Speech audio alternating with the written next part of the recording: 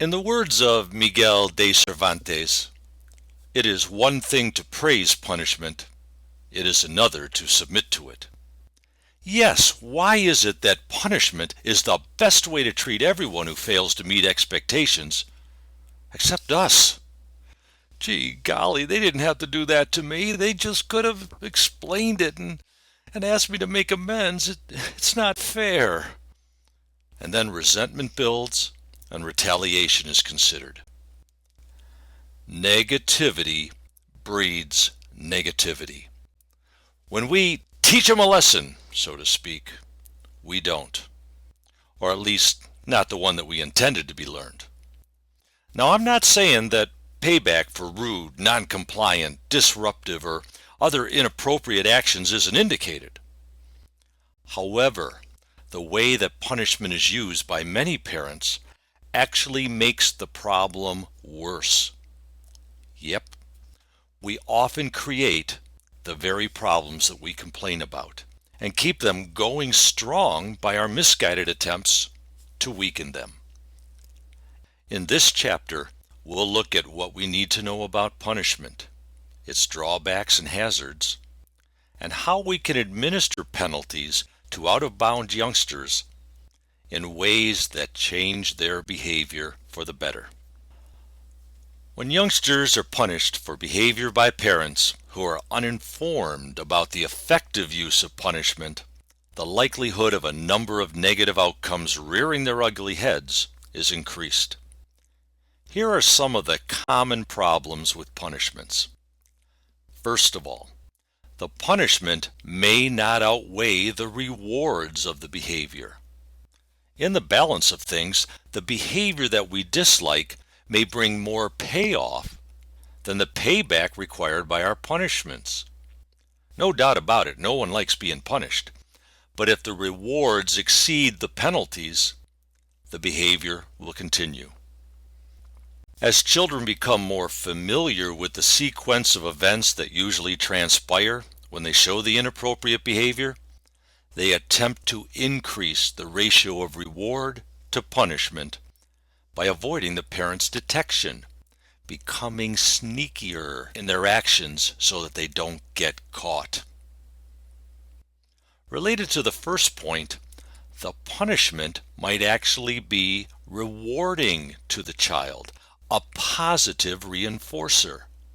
Huh? How could that be? In homes where kids don't get much attention because the parents are away from the house, busy handling important duties around the abode, or tending to their other younger children or kids with special needs, the behavior that brings punishment also brings the trappings of closeness, of belonging, of intimate parent-child contact. Think of it.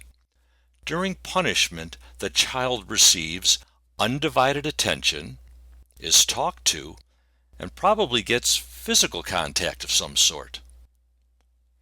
Now certainly, children would like to get those three things in more positive ways, but if they can't obtain it, they'll take whatever approximation of it that they can get. They think, hey, at least I exist, influence my world, and get noticed by an important person. A second possibility is that the negative actions on the part of the child obtain revenge against the other child, who takes up so much of the parent's time and attention. The other child is made to pay the price for getting an inordinate amount of parental focus. As we continue on through the list of hazards that are associated with the use of punishment, it's also important to note that punishment does not teach appropriate behavior. Teaching them a lesson doesn't.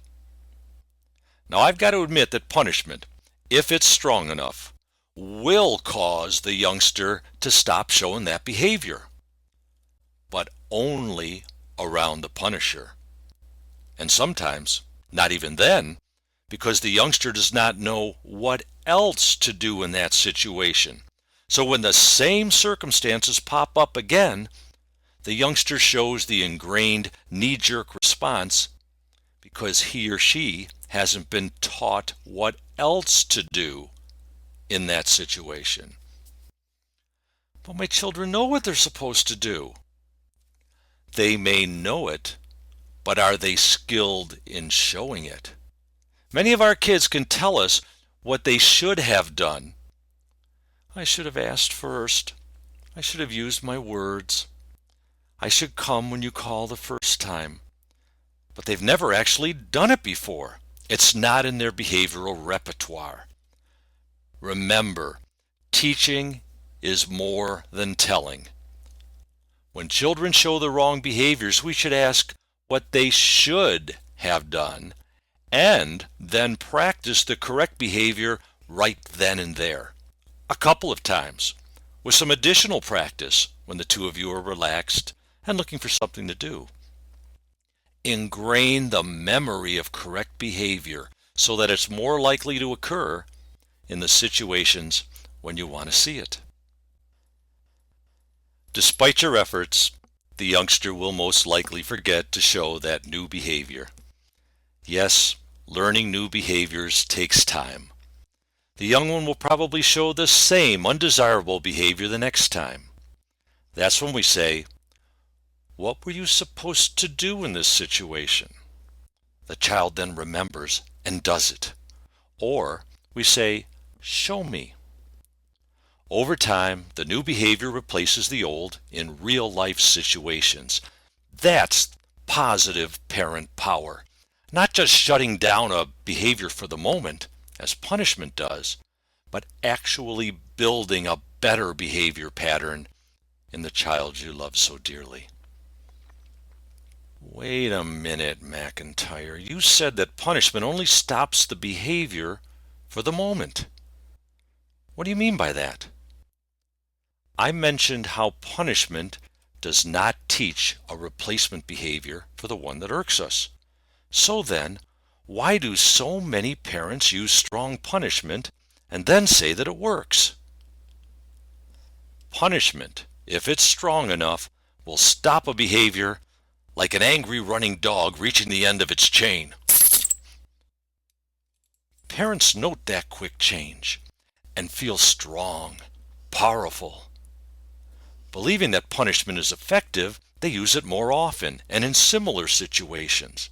It becomes their modus operandi in behavior change situations, their default response.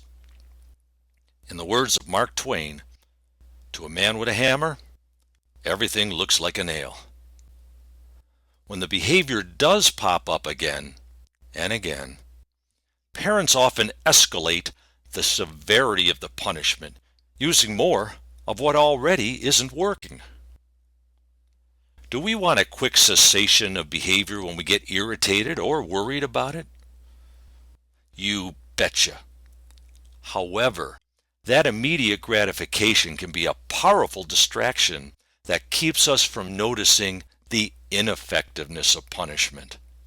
Consider this rather dramatic conversation between me and a parent of a child placed in my classroom due to having a severe behavior disorder. It's parent-teacher conference night, and this well-intentioned, concerned father arrived for our discussion. As we reviewed Tony's progress academically and behaviorally, the parent mentioned how the behavior had not improved on the home front. I asked, "And then what do you do when Tony shows that behavior?" "I come up quick on him, shake his head clear, and give him a licking right quick." I respond with, "Maybe we can come up with another way that you might deal with the behavior when it happens." "What for? It works. I give him the palm of my hand, he stops." I ask, "So how often do you end up doing this?" "Man, sometimes 3, 4 times a day. Sometimes my dang hand's bruised at the end of the day." This father had the best interests of his child in his heart, but failed to note that his reaction wasn't making things better. Yes, it stopped the youngster's negative behavior immediately, certainly a desirable outcome, but he was not helping his child to develop more appropriate behavior over the long run. So, What about the act of spanking itself? Am I for it or against it? This is not the place for me to pontificate on that matter. I withhold judgment here. Whether spanking plays a role in your child raising plan is your decision. And at the end of this chapter, you'll be directed to an article on the internet that reviews all of the research findings on the use of spanking. You can then decide for yourself. Let's look now at another commonly found drawback to using punishment to change behavior. Your kids fear your power.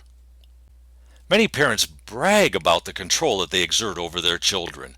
The kids behave acceptably out of fear of being punished.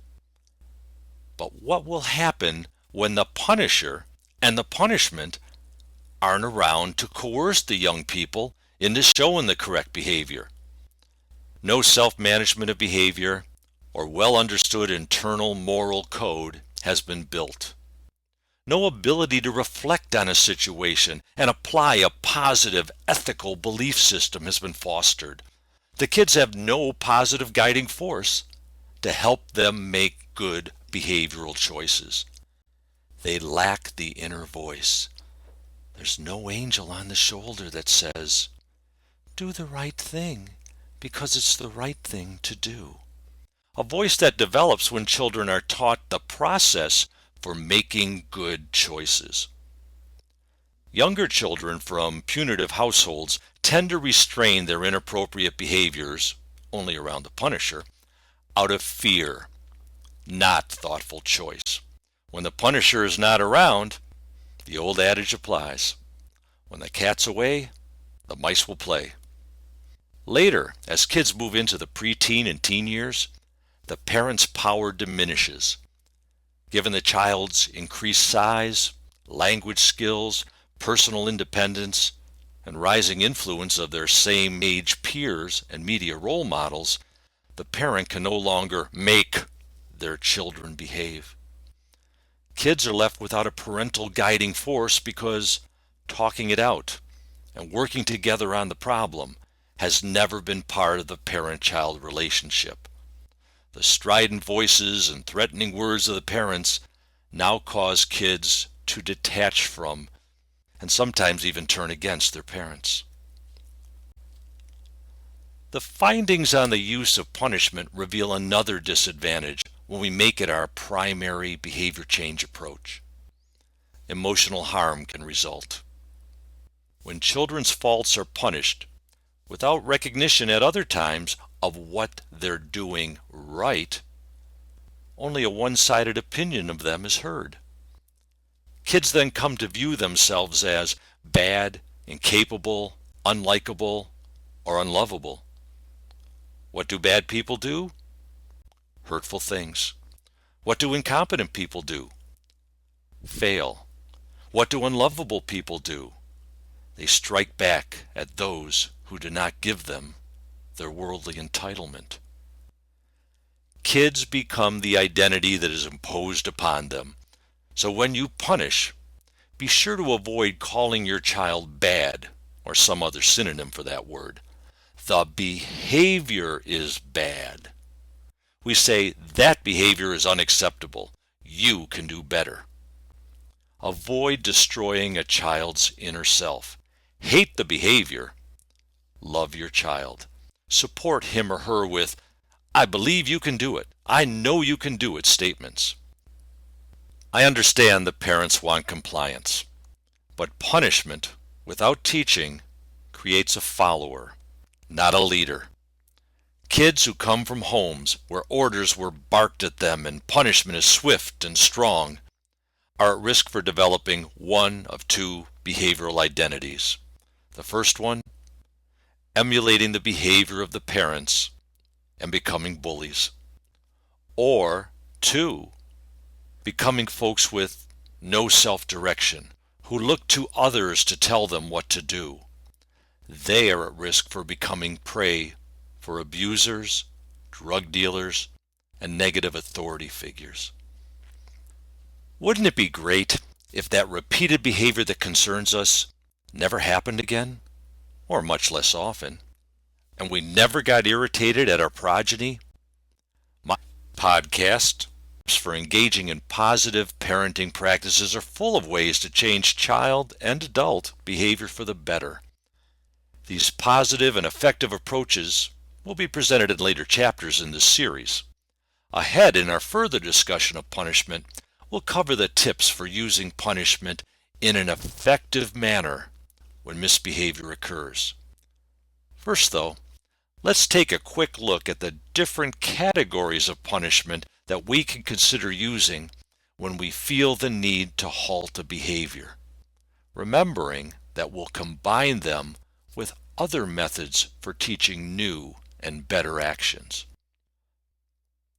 Scholars in this area of study divide punishment into two types: negative and positive punishment. Positive punishment? Yes, a seeming oxymoron, but think in mathematical terms. If we add something onto the pile, it gets bigger. On the positive side of the number line from 0, we get something larger. So, think of positive punishment as giving it to them, in a way of speaking. When you give a penalty that is something that wasn't present, wasn't around a moment ago, you're using positive punishment. Nothing wonderful about it, not in that positive way, just that we've added something to the punishment pile. Let's look at some examples so that we can wrap our brains around this oddly labeled concept. Returning to our discussion on spanking, that's a vivid example of positive punishment, when we give it to them. When parents add chores because of misbehavior, you've just earned yourself a Saturday morning cleaning out the garage. That is positive punishment. Perhaps positive punishment becomes more clear when we think about its opposite, negative punishment. In the negative version, we take something away from children when they misbehave. TV time, driving privileges, a toy that they were misusing or took from another child. When parents of pre-adolescents and adolescents ground their fledgling, they're taking away time outside and social contact with friends. Taking away, failing to pay a child's allowance would be an example of negative punishment. Negative punishment subtracts something from the youngster's pile of rewards and privileges. So here's how it works. Positive punishment is when the child misbehaves and something they find undesirable is imposed upon them. There's something new for them to do that they don't like. In negative punishment, when a child misbehaves, something they value is taken away. As we near the end of this chapter, here are some tips for effective use of punishment. Number 1, take away privileges or rewards in steps, after giving a warning to the child. The warning should tell the youngster what to do instead of what not to do. Stop yelling becomes inside voice. I had to reassemble my brain after it exploded when one of my daughters was being loud at our outdoor table. Inside voice wasn't going to suffice when we were outside. I finally came up with dinner table voice to give her direction. No writing on the wall becomes crayons write on paper. Hey, knucklehead, quit goofing off becomes son, get going on the chores. More details on giving effective directions in the second podcast of this series. Number 2, another tip. Separate the behavior from the child. Hate the behavior, but believe in your child's ability to drop it with your support and guidance. The child is not bad. The behavior is bad.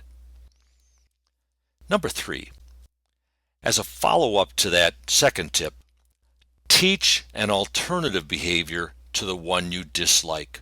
Identify an action that will replace the aberrant one. Remember, that your child is more likely to adopt the new behavior if it meets the same need as the present one. The need for attention, power, food, sensory stimulation, whatever's driving the present action. And if it gives as much reward or payoff as the present behavior. And it's practiced to produce proficiency. That's it. Now, when we get irked over something our child did, we'll remember the Chinese kanji that you see on your screen. Oh, your Chinese is a bit rusty? I'm told, perhaps errantly, but we're going with it here, I'm told that this configuration would be the symbolism for the English word crisis. In any crisis, there is danger, the top symbol, danger for making things worse, and opportunity, the bottom one, for making things better. We want to seize the latter. There's no danger in engaging in the quiz and activities for this chapter, so seize the opportunity to learn.